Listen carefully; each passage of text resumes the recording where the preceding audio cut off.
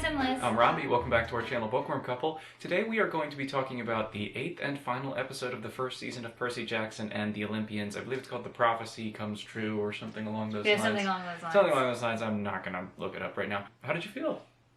I thought it was nice. Okay. Sorry, I wasn't ready for the feeling. Nice is not the right word. Lovely also is not the right word, but it felt like it's not like woohoo. It was like, okay, yeah. Sure. Okay. So kind of petered out there at the end then? No, it was like I enjoyed it. Okay. Period. Good start. Yeah, I enjoyed it. I enjoyed it. Okay. I did. I thought it was good. I think that the show kind of, managed to dig itself out of the hole that it was in a few episodes ago. You felt like it was in a hole? I really disliked episode 6. That hurt you a lot. I was worried that it was going to go downhill from there. Okay. Yeah, I thought it ended on a strong note. Yeah. Left a lot of things open. They made some changes with this last episode based on, stuff that happened in the book, but I actually kind of enjoyed some of it. I did too. Yeah. A little bit more. And yeah, I just think that it really rounded everything out very nicely, and I really hope that they renew it for a season 2, because they still haven't announced that as of the time of recording this video, and that bums me out. But yeah, I thought it was really nice, and we got to see new places, new characters. Mm-hmm. I thought that it was a very strong finish. I agree. I mean, beyond I think that it was once again serious. There's got to be a better word than serious for me because so much in the book has that silliness to it, and I felt like this there really again wasn't was much very humor much in this episode at all. This is serious. This is very serious. We're taking this very seriously. Mm-hmm. This is a very mature teenage, preteen, really. But that's what, and I think that's what I'm saying is that age. I wouldn't necessarily think of we're being super serious, but obviously the things that they're dealing with are very serious. It felt, there's got to be a better word than serious. How many times can I say serious? I don't know. It felt just very... It's serious. It's dramatic. Yeah, it felt very dramatic. Not in comedic. A bad way. It's not really lighthearted or comedic. No. As much as the books. The general consensus, I think that is probably my biggest surprise from the series, is that is the overall feel, and I pretty much felt that's true. Yeah, I don't know. The tone is darker than the books, I guess I would say. I don't know that I would necessarily call it dark. No. But it's more serious. Yeah. It's a more serious tone. One more time? It's a more serious tone. Okay. Good, okay, yeah, I think that's all I have to say. Cool. Okay, well, thanks for watching. That's Bye. Cool, we're going to talk about some more specifics and spoilers now, so if you have not had a chance to watch the episode yet, probably pause and go watch that yet, and then come back. We'll finish it later. But I did really I think that they changed some of the Luke stuff a little bit. They definitely did. I liked that quite a bit. I liked the conversation that Percy got to have with Luke, and the realization, and then the fight that they had, though, his sword being able to open portals in the world, that's new. That was pretty cool. I think. And I was just that feels pretty world-breaking, but cool. Because he does open a portal at the end. In the show? No, in the movie, or in the book. Does he? I believe he does. Oh, well, I may have just forgotten, so ignore me. Oops. But I really liked that scene, where we got the reveal that Luke was a villain. And I also think this is one of those cases where it actually makes more sense in the show than in the book. Because in the book, Percy's at camp for the rest of the summer. Yeah. Before the realization happened. Clarice is just gone. And before the realization that it's Luke. And I think it makes more sense that especially because they've figured everything out immediately this entire show, so they're very on top of it. Yeah. So it makes more sense that he's it was you. And I really liked it. I thought it was great. I can't wait to see what they do with Luke next season. Me too. I think he's great. I think the actor is great. Very good. I am all about humanizing a villain, I suppose. Just because I don't know, I like to see everyone's story and all the different sides of things, so I really liked how Luke was, and the way in which he spoke to Percy, appealing to a friend of no, we've been treated poorly. Yeah. I have this way out. Let me show you because I care about you. I thought that was really powerful and a really strong choice in the writing and in the acting. I enjoyed that a lot. I thought it was much, I don't want to say more believable, but was kind of like excited about that twist because it was believable in a way of like, in the book, when I read the book, if you've watched our reviews, I immediately knew that Luke was a bad guy. Like, immediately. I don't think having watched this show, I would have felt that way, and I kind of love that. Sure. If I had watched the show before reading the book. Cool. Okay, that's fair. I don't know that I'm not sure. I guess I probably wouldn't have either, but I can't say for sure. We will never know. We'll never know. I guess we'll never know. I also, about that scene, I did like, Annabeth hopping out and catching him. I'm interested to see how that affects her and how I know her journey goes in the books and whether or not that will remain the same. Because she seemed like pretty dead set. She's over it. She was like over it. And I'm wondering if that's gonna... Well, we'll see, because, I mean, with any, like, heartbreak, sometimes in that moment, your first feeling is one of betrayal or anger, sure. And who knows when she sits with it, how she'll handle it. That's a good point. I will say, of the three, I do think that Grover was a bit sidelined in this episode, which was a bummer, but but I mean, he did get his searcher license, which was like, just like a little flower, which I thought was very funny.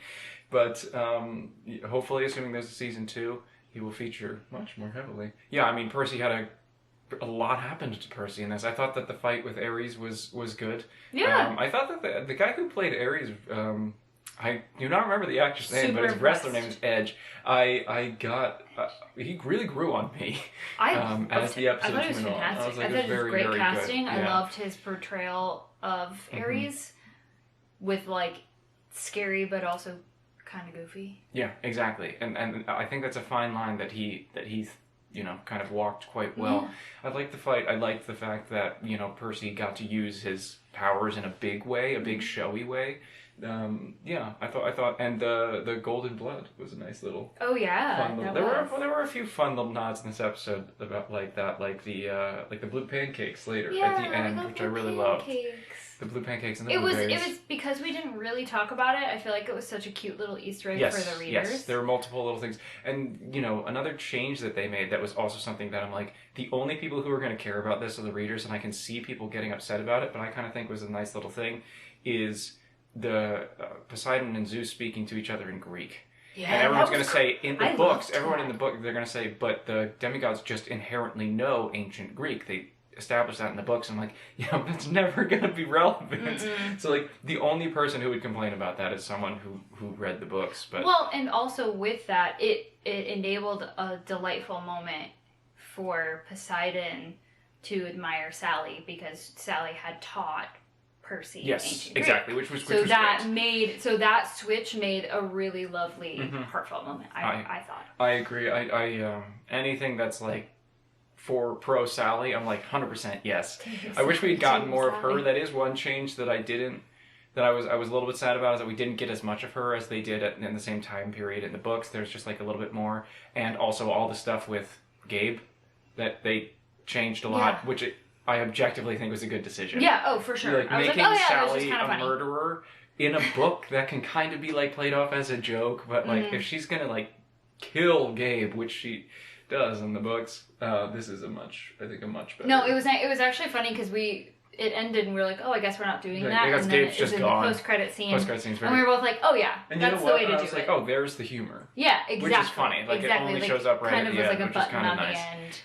That was a good full circle moment. I thought the way that they did that was really great. I did as well. I liked it a lot. My favorite part, I think, was all the stuff that happened in Olympus. The visuals were. I thought it looked really cool. I wish we had gotten more time there to just a few more scenes or something. And I understand, why they did things the way they did. And I was a little bit disappointed that all of the gods weren't there, like they were supposed, like they were in the books, but also, because all of the gods that they've cast so far are celebrities, and I'm sure they haven't cast many of the other ones, there's no way they would make that scheduling work. So I do also think like the intimacy of the scene worked really well.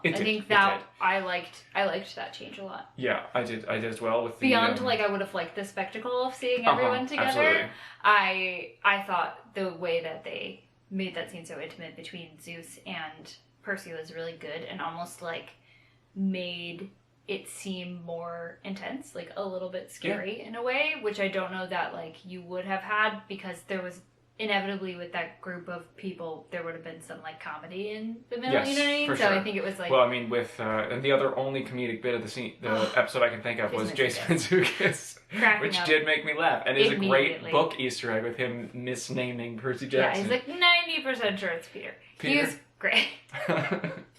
We just also love Jason Mantzoukas. I love Jason Mantzoukas. But and you know, it was really nice to see the late Lance Reddick, which was a nice also memorial at the end of the episode for him as well. Such a shame that he passed. I really love Lance Reddick. But yeah, I mean, I thought he was great as Zeus in the only time I guess we'll get to see him do it. But I thought he was wonderful, and the scene with him and Poseidon was great. He has a very powerful energy, which I feel like worked perfectly for Zeus. It did. Oh yeah, he has that. He just has that weight with him. Yeah. And Toby Stephens again as Poseidon was very good as well. He's great. I also think they did a good job casting. I'd buy that. 100%. He's Percy's dad. Walker Scobell. Walker, that's it would be like maybe his kid. I'd buy it.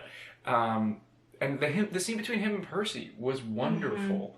They are really, I will say, you're right, it is a much more serious tone, but they are also really, really leaning into trying to like humanize some of the gods. Like the daddies. Yes, essentially. Like the daddies. Poseidon. I was thinking Poseidon and Hephaestus. I guess Hephaestus has. They're all daddy. They all have kids. And Ares.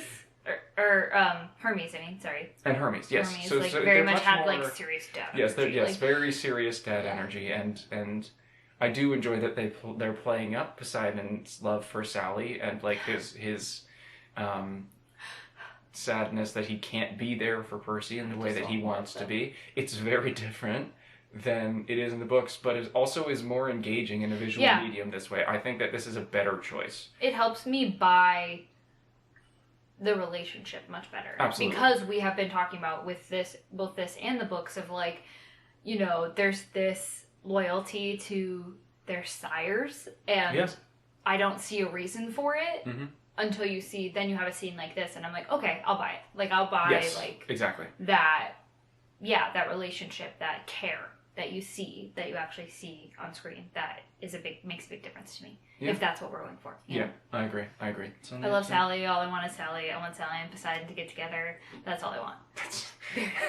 Period. End of story. I don't need any other seasons. I don't need anything else. I just want Sally and Poseidon. And then we can end it. I know Sally and Poseidon soap opera. That's great. What I want. Fantastic. I'm ready for it. I always love Annabeth. I think she's great. I think that her and Annabeth and Percy have very good chemistry for young people. Because in the books, I know obviously they're supposed to have crushes on each other. And I didn't buy it. I just really didn't. In the books? Yeah. Oh, okay. I was just kind of like, yeah, okay, I know it's written that way, but it wasn't like, I didn't feel it through the text of the characters. These two actors, I think, have very good chemistry together. I'm like, oh, they like each other. There's like little moments. There was a moment in this episode where Percy looked at her, and I was like, oh, he loves her. Like, I was like, I'm impressed by this young actor being able to portray that as well for someone who's been an actor as well as an adult who's been in love. Watching that, I was like, okay, there's a lot in that little look, and I was very impressed. Well, those are our thoughts on the final episode of this season. Thank you all so much for taking the time to watch these. If you've been on this journey with us, I do think that we will release a kind of season wrap up, kind of like just looking back on our thoughts on the season as a whole, sometime in the next week or two. So look out for that. If you want to see our videos on us talking about the books, you can check out the link in the description below or up here. And thank you all so much for watching, and we'll see you on our next adventure.